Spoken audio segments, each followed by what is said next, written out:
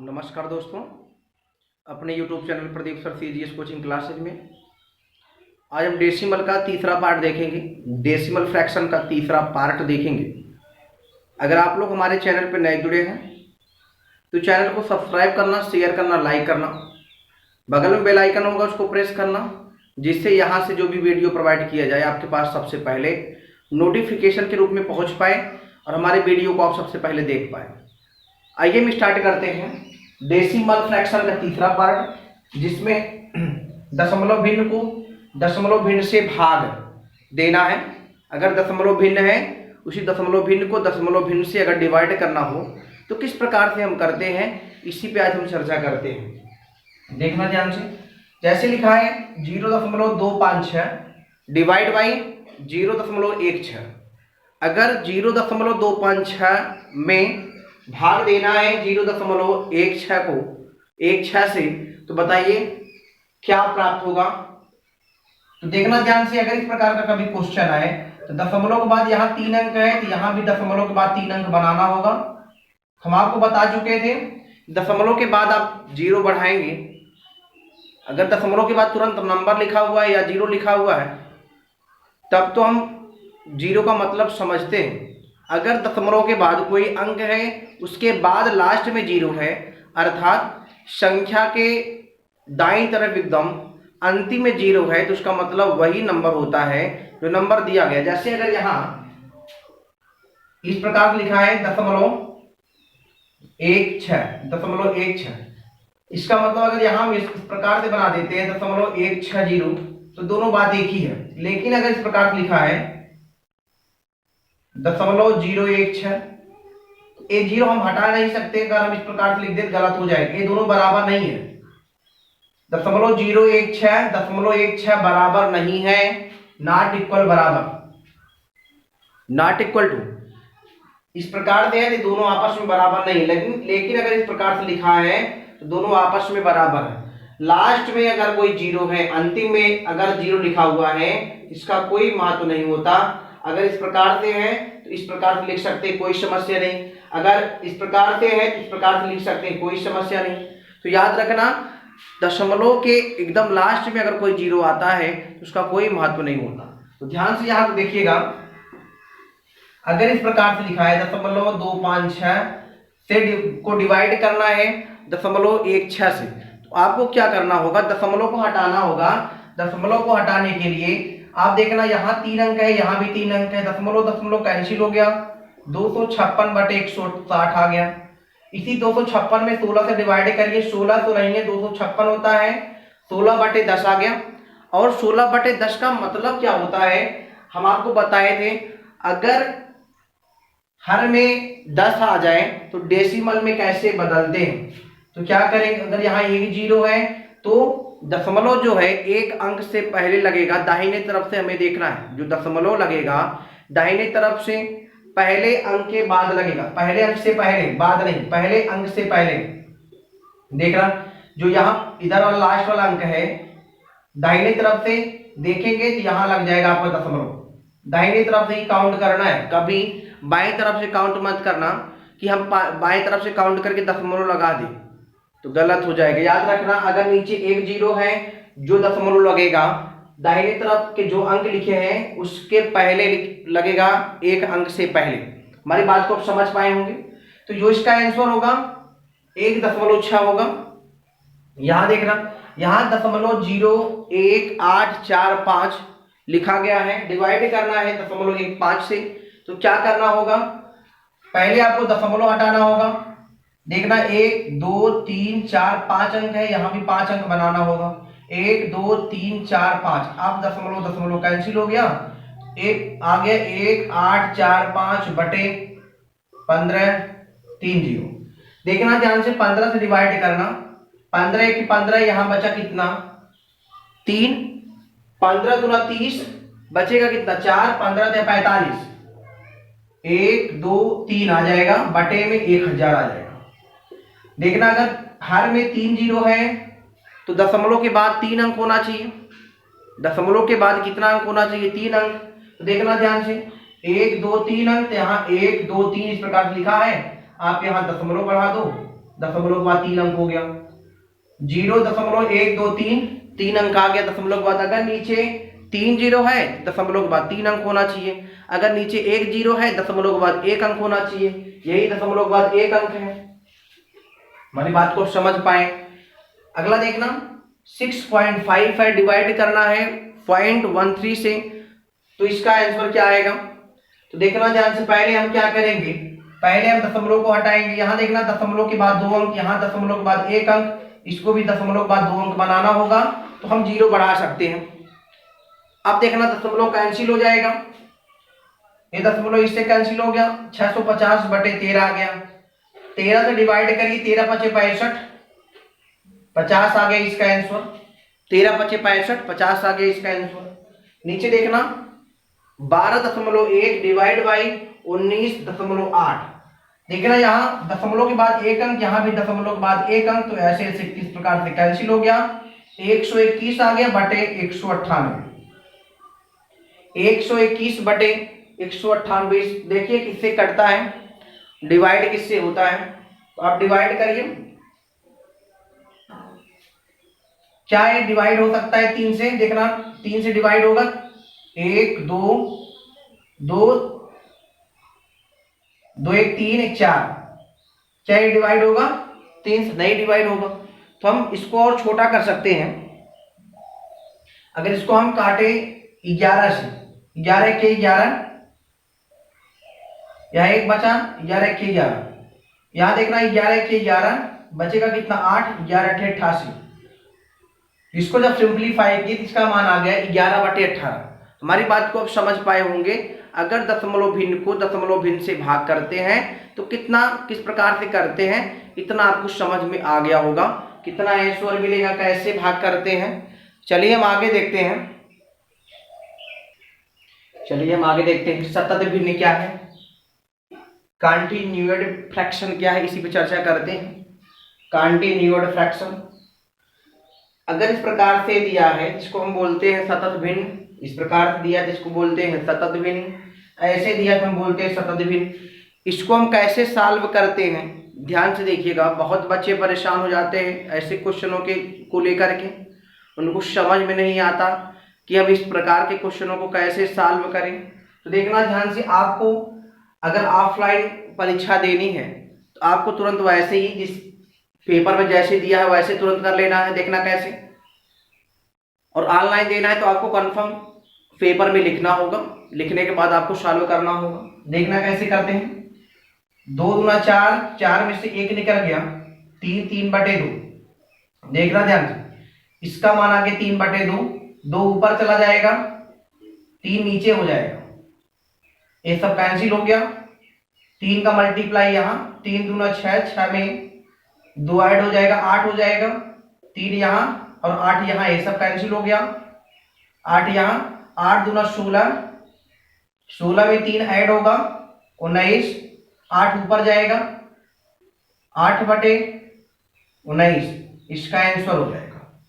इस दिए गए क्वेश्चन का आंसर 8/19 हो जाएगा। कितना होगा 8/19 इस दिए गए प्रश्न का आंसर होगा। एक बार फिर से देखना किस प्रकार से हम करते हैं, देखना ध्यान से, कितने आसानी से हम लगा पाते हैं इस प्रकार के क्वेश्चन को। ऐसे दिया है, जो ये 2 - 1/2 लिखा है, इसको लिख सकते हैं 2 दूना 4, 4 - 1/2, इसका मतलब 3/2 हो गया। यहाँ 3/2 आ गया, बात समझना, यहाँ 3/2 आ गया, ये ऊपर चला गया, कितना हो गया 2, 2 यहाँ नीचे 3 बच गया, 3 दूना 6, 6 में 2 ऐड कर देंगे, 8 हो जाएगा, फिर 3 ऊपर चला जाएगा, 8 यहाँ बच जाएगा। 8 का मल्टीप्लाई यहाँ होगा, 8 दूनी 16, 16 में 3 ऐड होगा, हो जाएगा 19, 8 ऊपर चला जाएगा, 8/19 इसका आंसर हो जाएगा। हमारी बात को आप समझ पाए होंगे। चलिए इसको हम देखते हैं, नीचे वाले प्रश्न को इस प्रकार से लिखा था ना, इस प्रकार से इसको लिख लेना, ऐसे लिखा था। इसका जो आंसर है 8/19 है। देख रहा है इसको कैसे करते हैं। 3 दूना 6, 6 में 1 ऐड करेंगे, 7 हो जाएगा, 3 यहाँ 7 यहाँ, 7 चौके 28, 28 में 3 ऐड करेंगे 31 हो जाएगा। तो देखना 31 हो गया, 7 ऊपर चला जाएगा, ये 7 हो गया, ये नीचे 7/31 हो गया, 31 का मल्टीप्लाई 7 में हो जाएगा, 7 1 के 7, 7 3 के 21, 217 हो गया, 7 ऐड हो जाएगा तो कितना होगा, 7 7 14, एक तो 224 हो गया, इसका मान 224/31 आ गया। देख रहे हैं 31 का मल्टीप्लाई 1 में करेंगे, इसका मान आ गया, 1 मिनट, इसका मान आ गया 224/31, 31 ऊपर चला जाएगा, 31 ऊपर चला गया, 224 नीचे हो जाएगा। भाई इसका मान कितना आ गया, 224/31 आ गया था। देखना फिर से एक बार सॉल्व करते हैं, 31 का मल्टीप्लाई 7 में किए, आ गया कितना, 217, 7 ऐड कर दिए तो 224, नीचे आ जाएगा 31, 224/31, 31 ऊपर चला जाएगा, 5 में मल्टीप्लाई हो जाएगा, कितना हो जाएगा, 5 1 के 5, 5 3 15, 115 हो गया, 155, 5 1 के 5, 5 3 15, 155, तो बटे कितना हो गया, 224। इस प्रकार से 224 का मल्टीप्लाई करेंगे, 1 में 224 माइनस में आ जाएगा और 155 घट जाएगा, कितना आ जाएगा, 14 में से 5 गए 9, यहां बचेगा एक कैरी लेगा, 11 11 में से 5 गए 6, ये माइनस में 69 बटे कितना हो जाएगा, 224, 69/224 इसका आंसर आ जाएगा, कितना आएगा, 69/224 दिए गए क्वेश्चन का आंसर हो जाएगा। हमारी बात को आप समझ पाए होंगे। अगर इस प्रकार से क्वेश्चन दिया हो तो कैसे हम लगाते हैं, इतना आपको समझ में आ गया होगा। अगर इस प्रकार से प्रश्न दिया है तो किस प्रकार से हम लगाते हैं, फिर से एक बार लिख देते हैं, कितना था देखना ध्यान से, एक बार हम फिर से लिख देते हैं, 7 + 1/4, 4 + 1 2 + 1/3, इस प्रकार से लिखा था। 3 दूना 6, 6 में 1 ऐड कर दिए 7, 3 ऊपर चला गया, 7 चौके 28 और 3 31 हो जाएगा, 31 इसमें मल्टीप्लाई होगा और देखना ध्यान से, फिर से एक बार बताते, 3 दूना 6, 6 में 1 ऐड हो गया 7, 7/3, 3 ऊपर चला गया, यहाँ ए मल्टीप्लाई 7 चौके 28 हो जाएगा, 28 और 3 31, 31/7 हो गया, 7 फिर ऊपर चला जाएगा, 31 का मल्टीप्लाई 7 में करेंगे 31 का मल्टीप्लाई 7 में करेंगे 217 हो जाएगा, 7 ऐड हो जाएगा 224 हो गया, 224/31 हो गया, 31 ऊपर चला गया, 155 हो गया, 155/224 हो गया, 1 - 155/224, इसका हम देखना मल्टीप्लाई करते इधर हो गया -69/224। इतना आपको समझ में आया होगा। अगर इस प्रकार से क्वेश्चन आ जाए कैसे लगाते, देख रहे यहाँ 6 1 के 6, 6 में से 1 गए, देख रहे 6 1 के 6, 6 में से 1 गए 5, 5/6, 6 ऊपर चला गया और 5 नीचे आ गया, 5 का मल्टीप्लाई इसमें कर देंगे, भाई 6 ऊपर चला जाएगा, 5 नीचे, तो 5 का मल्टीप्लाई इसमें करेंगे, 5 1 के 5, 5 और 6 11, 11/5 आ गया, 5 फिर ऊपर जाएगा, इसमें चला जाएगा 5 इसमें चला जाएगा और 11 नीचे बच जाएगा, 11 का मल्टीप्लाई 1 में करेंगे, 11 + 5/11, 11 5 16, 16/11 इसका आंसर आ गया, कितना 16/11 इसका आंसर आ गया। हमारी बात को आप समझ पाए होंगे। चलिए हम आगे देखते हैं, आइए हम आगे देखते हैं, पुनरावृत्त भिन्न क्या है, इस पे चर्चा करते हैं। पुनरावृत्त भिन्न देखना ध्यान से, जैसे अगर 2/3 लिखा गया है, 2/3 को जो हम देखेंगे 0.6666 ऐसे आता हुआ चला जाएगा, कहीं डिवाइड नहीं होगा। अगर इस प्रकार से आता है कि कोई नंबर रिपीट कर रहा है, पुनरावृत्ति कर रहा है, तो हम किस प्रकार से लिख सकते हैं, अगर एक ही नंबर बार बार आ रहा है इसको हम इस प्रकार से लिख सकते हैं 0.6, जो इस प्रकार से लाइन खींची गई है इसको बोलते हैं बार। इसका मतलब होता है कि 6 जो है कई बार आया है जिसकी गिनती नहीं है, इसलिए हम 0.6 के ऊपर बार लगा दिए, इसको हम इस लाइन को बोलते हैं बार। जो इसका मान होगा इतना हो जाएगा, इसका मान इतना या इसका मान इतना। 2/3 का जो मान है 0.6 बार, या फिर आप 0.6666 कई बार देखेंगे। अगर 22/7 को हम तोड़े तो देखा क्या, आपको पता है 22/7 जो है ये क्या है, परिमेय संख्या है। आपको बताए थे 22/7 परिमेय संख्या है, लेकिन जो पाई होता है वह अपरिमेय संख्या है। क्यों है परिमेय संख्या, आपको यहां समझ में आ जाएगा। जब 7 से भाग करोगे 22 में, आप यहां देखोगे सीधा सीधा 3.14285, 3.14285, फिर यहां देखना, फिर रिपीट कर रहा वही नंबर 14285, फिर वही नंबर रिपीट करेगा 14285।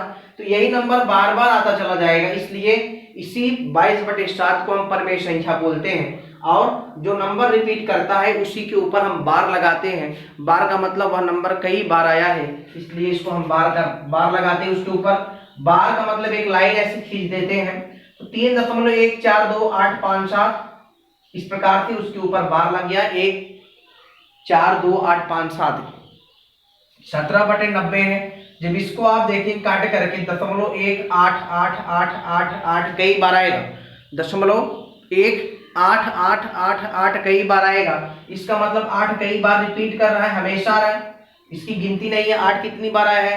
तो इसको हम लिख सकते हैं 0.18 के ऊपर बार लगा देंगे। बार उसके ऊपर लगाते हैं जो नंबर बार बार रिपीट कर रहा है, इसलिए 0.18 बार हो जाएगा। शुद्ध पुनरावृत्त दशमलव क्या है, शुद्ध पुनरावृत्त दशमलव क्या है, ऐसी भिन्न जिसमें दशमलव बिंदु के बाद के सभी अंकों की पुनरावृत्ति हो शुद्ध पुनरावृत्त दशमलव भिन्न कहलाता है। शुद्ध पुनरावृत्त दशमलव भिन्न कहलाती है। जैसे इसका कहने का तात्पर्य है दशमलव के बाद जो नंबर आए बार बार रिपीट कर रहा हो वही आपका शुद्ध पुनरावृत्त दशमलव भिन्न कहलाता है। जैसे 0.3333 कई बार आया, इस प्रकार से 3 इस प्रकार से कई बार, इसका मतलब होता है 1/3। 1/3 को जब आप तोड़ेंगे 0.33 कई बार आएगा। तो इसी चीज को हम लिख सकते हैं 0.333 को 0.3 बार, ये शुद्ध पुनरावृत्ति है। और एक देखा गया 0.142857, फिर 0.142857, यही रिपीट करेगा 142857 बार बार रिपीट करेगा। ये बोला गया जिसमें दशमलव बिंदु के बाद सभी अंक रिपीट करना चाहिए। क्या, दशमलव बिंदु के बाद सभी अंक रिपीट करना चाहिए, उसी को हम बोलेंगे दशमलव, शुद्ध दशमलव, शुद्ध पुनरावृत्त दशमलव।